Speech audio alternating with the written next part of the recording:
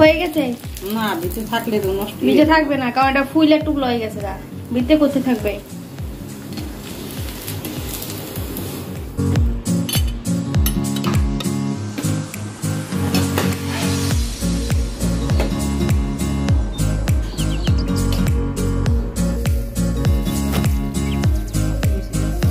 কতগুলো হয়েছে এতটুকু কাটানোর মধ্যে?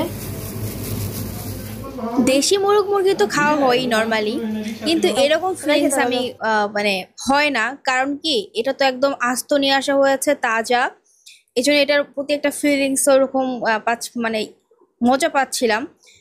আর নর্মালি এমনি এতগুলো মুরগি কিনে নিয়ে আসলেও ওরা তো কেটে কেটে প্রসেসিং করে নিয়ে আসা হয়, আর ওটা কিছু মনে হয় না। আনলে ওভাবে ফ্রিজে রেখে দেওয়া হয় কেটে কুটে।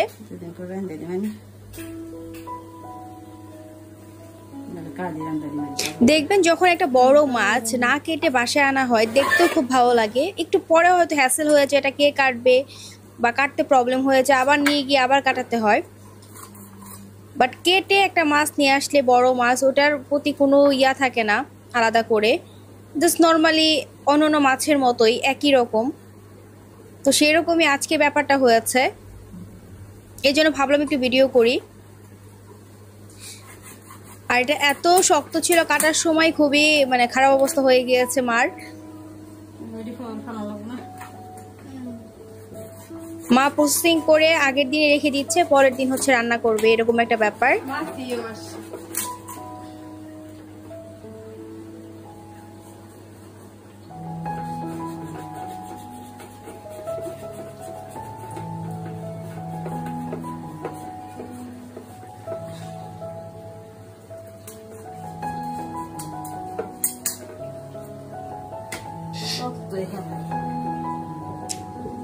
আর মাংসটা একদমই লাল টকটকা, দেখতেই পাচ্ছেন। মানে কাটতে খুবই কষ্ট হয়েছে, বাজার থেকে কেটে আনলে এই কষ্টটা পোহাতে হয় না।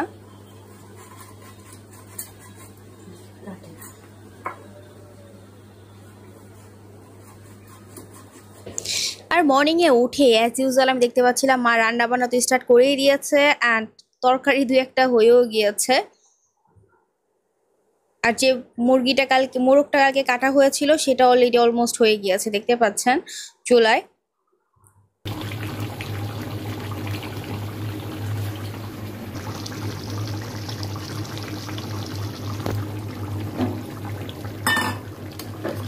মাংস কি হয়ে গেছে?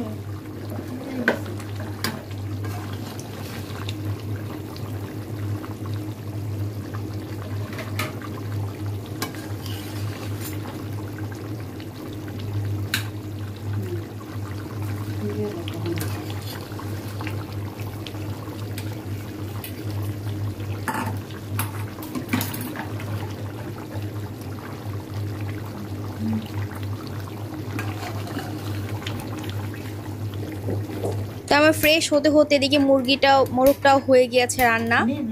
তো ভাবলাম এটা দিয়ে আমি আজকে সকালের নাস্তাটা করি, দেখেই লোভনীয় লাগছিল।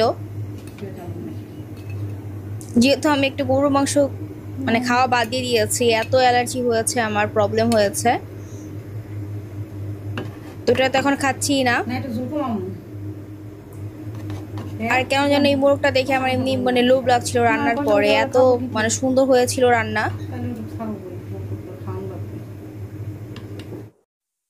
তো বিসমিল্লাহ বলে আমি খাবার স্টার্ট করে দিলাম। একটা রুটি খাবো, সেই সাথে আবার একটা ডিমও খেতে হবে, আবার দুধ আছে, মানে খুবই ঝামেলা। ডিম দুধ খেতে গেলে বিরক্তি চলে আসে। আর রান্নাটা আলহামদুলিল্লাহ খুবই খুবই টেস্টি হয়েছিল, দেখেই লোভ লাগছে এরকম, এত টেস্টি। দেখতে সুন্দর কিন্তু একটু চোকা চোকা।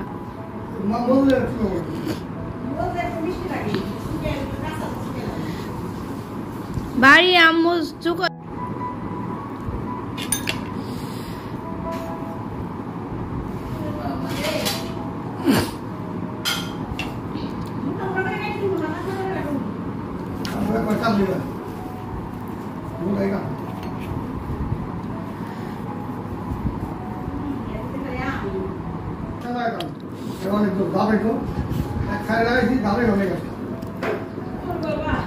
রানী খাই দেখে এটা পাচ্ছি এটা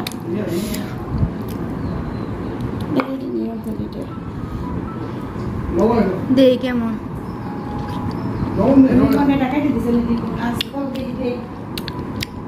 খাওয়া যায় বাড়ি আম তার আবার কি যাওয়াই তাই বলো না করছে না সেদ্ধ হয়েছে না মাংস হয়েছে সেদ্ধ হয়েছে একটু হার্ড মুরগি তো এমনি শক্ত এটা বাড়তি হয়ে তো আরো বেশি বাড়তি কি হইব সব কি বাড়তি হয়েছে। তো এরপর মাকে বললাম যে কতগুলো কাঁঠাল উঠিয়ে রাখো বক্সে করে, যার যার মন চাবে সে খেয়ে নেবে এরকম। আর কাঁঠালটা খুবই মিষ্টি ছিল, খুব একটা বেশি রসালোও না আবার অতিরিক্ত শক্তও না, একদম পারফেক্ট।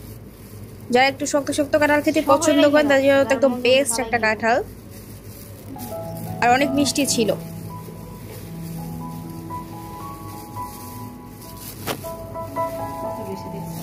কতগুলো হয়েছে এতটুকু কাঁঠালের মধ্যে? বড় আছে জানতাম না আমি, ওটা থাকলে হয়তো একটা বা দুইটা আছে। রেখে দাও, তুমি না হাত ধুইছো, তুমি রেখে দাও।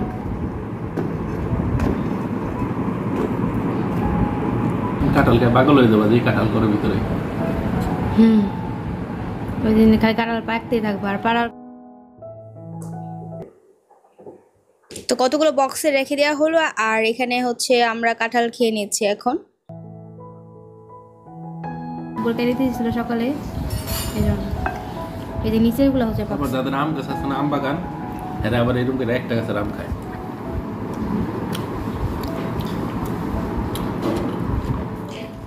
এর মধ্যে দুপুরে খাবার দাবারের সময়ও হয়ে গিয়েছে, আমার নাস্তা কমপ্লিট করতে না করতেই। আর এই সেই মুরগির গোস্ত। আসো আমার বাহিরের খাবার খেলে এখন যে পরিমাণে প্রবলেম হয়, মানে একটু কিছু খেলেই হইলো, অল্প একটু খেলেও প্রবলেম শুরু হয়ে যায় বাহিরের খাবার। বাট ঘরে রান্না খাবার খেলে খুব একটা প্রবলেম হয় না অল্প একটু খেলে। তো এখানে মুরগির গোস্ত রান্না করা হয়েছে লোভনীয়, আর সেই সাথে শাক, মাছ ভোনা আর ডাল।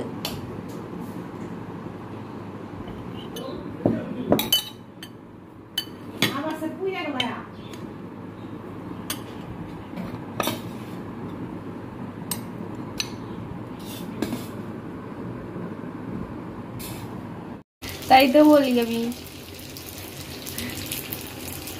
আমি এমনি এমনি অল্প অল্প করে খাই কম চুটে। আর বিকালে আজকে মা বানাচ্ছিল তেলের পিঠা, আমি বলেছিলাম আজকে একটু তেলের পিঠা বানাতে অল্প কয়েকটা, তো সেটাই বানাচ্ছিল।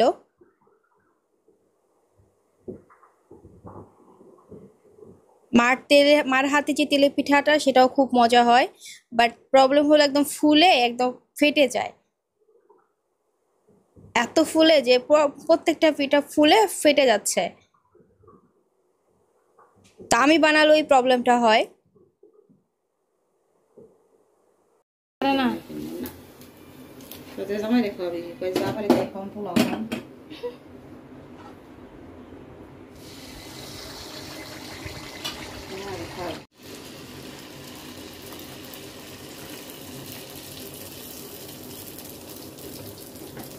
মিঠা একটু কম হয়েছে মনে হয়, একটু দেই দাও।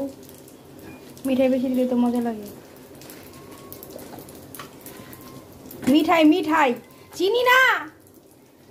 তো এখানে কয়েকটা পিঠা আমি গরম গরম এখন সার্ভ করব আব্বুকে আর লিঙ্কনকে।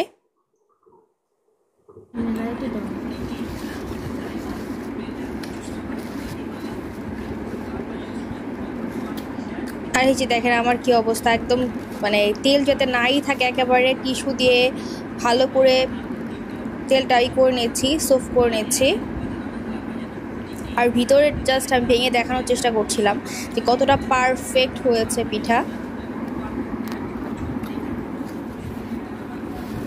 তো এই হলো আজকের আমার সম্পূর্ণ ব্লগ। আই হোপ আজকের ভিডিওটি আপনাদের ভালো লেগেছে। ভালো লাগলে আমার চ্যানেল পাশে থাকতে পারে, লাইক অ্যান্ড সাবস্ক্রাইব করে। বাই বাই, টেক কেয়ার, আল্লাহ হাফেজ।